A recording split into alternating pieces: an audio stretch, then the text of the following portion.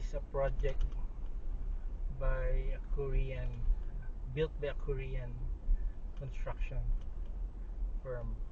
Funded ata by Korea also eh. What happened here? Tingnan natin. Nilagyan pa lang nilang asphalt overlay. Ba't ganyan palagi? Nice. Slow down. So pwede tayo magbaba dito. Do we cross across Dominica together tayo ng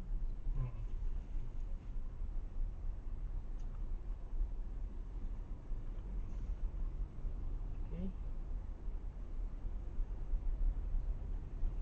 Ito yung deepest portion niya.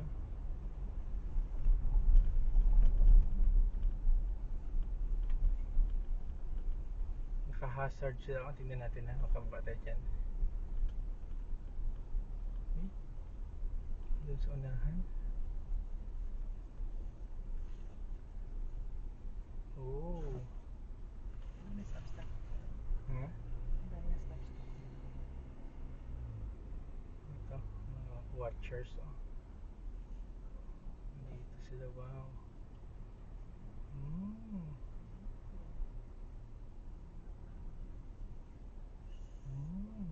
Picture lang sila. Gusto niyo dito?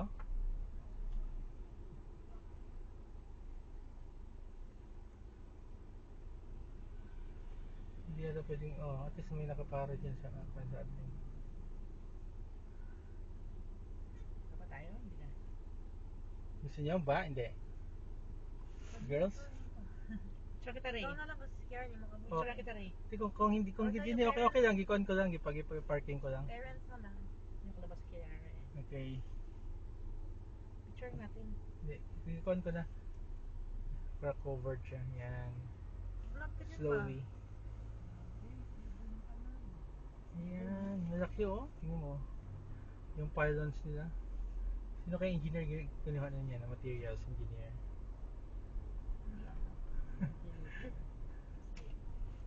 So we'll be crossing itong side, this side of the bridge, approaching Misamis. Yan. Galing na. Ilang minutes? Kaya lang. Puro